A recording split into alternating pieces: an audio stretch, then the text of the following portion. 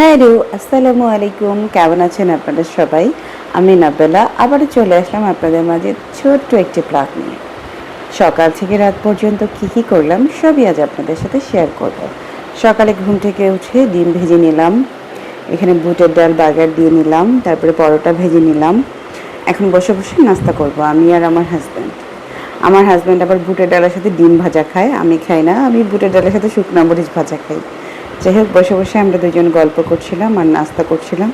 এর মধ্যে সাহেবের ফোন এসেছে, সাহেব ফোনে কথা বলতে বলতে নাস্তা খাচ্ছিল, আর এই সাইড দিয়ে আমি নাস্তাটা তাড়াতাড়ি খেয়ে শেষ করে নিলাম। তো আপনারা কে কে নাস্তা টেবিলে বসে হাজব্যান্ডের সাথে গল্প করেন অবশ্যই কমেন্ট করে জানাবেন। তারপরে হাজব্যান্ডের দুপুরের লাঞ্চের বক্স রেডি করে দিলাম, সে অফিস চলে যাবে এর জন্য। আজকে লাঞ্চে তাকে বেশি কিছু দেইনি, শুধু মুরগির মাংস আলু দিয়ে রান্না করা আর ভাত।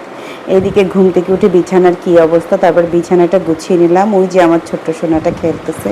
তারপরে দুপুরবেলা আজকে কিছুই রান্না হয়নি, বাসায় ফ্রিজে খাবার ছিল, ওগুলো আম্মু গরম করে নিয়েছে, কিন্তু আমি ফ্রোজেন খাবার খেতে পারি না। এর জন্য আমি শুকনো মরিচ ভেজে সরিষার তেল দিয়ে কাঁচা পেঁয়াজ দিয়ে লবণ দিয়ে মাখিয়ে আর একটা ডিম ভাজা দিয়ে খেয়ে নিয়েছি। এই খাবারটা আমার অনেক বেশি পছন্দ।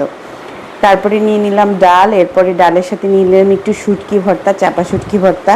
এই খাবারটা কার কার পছন্দ অবশ্যই কমেন্ট করে জানাবেন। তারপরে বিকেলবেলা একটু বানিয়ে নিলাম পেঁয়াজুর মধ্যে আমি দিয়ে দিয়েছি কাঁচা পেঁয়াজ, ধনিয়া পাতা, আর আমি কাঁচামরিচটা ব্লেন্ডার করে নিয়েছি ডালের সাথে। এরপরে দিয়ে দিচ্ছি আদা রসুন, হলুদ মরিচ আর জিরা গুঁড়া। এরপর তেলটা গরম করে আমি তেলের উপরে দিয়ে দিলাম ব্যাটারটা। একটা একটা করে দিয়ে আমি এইভাবে উল্টে পাল্টে ভেজে নিব। চুলার আঁচটা মিডিয়াম করে। এই তো আমার প্রায় ভাজা শেষ। এটা ছিল আমার বিকেলের নাস্তা। পেঁয়াজুটা আমার অত বেশি পছন্দ না, কিন্তু অনেক দিন পরে মন চাইলেও একটু পেঁয়াজু খাই, এর জন্যই বানানো। তারপরে এই তো উল্টে পাল্টে লাল করে ভেজে নিলাম পেঁয়াজগুলো। এখন একটা বাটিতে নিয়ে সস নিয়ে চলে যাব রুমে। আমি আর আমার শাশুড়ি আর আমার ছেলে বসে বসে খাবো। এরপরে বানালাম রুটি আর পরোটা। আমি আগেও বলেছি যে আমরা পরোটা রুটি ফ্রোজেন করে রাখি, তারপরের দিন ভাজি। এই তো এক একটা করে একটার উপরে একটা দিয়ে এইভাবে আমি ফ্রোজেন করে রেখে দিব। এই যে একটা চালনিতে রুটি রেখেছি আর একটা চালনিতে পরোটা। এই যে দেখেন আমার পরোটাগুলো কত সুন্দর হয়েছে।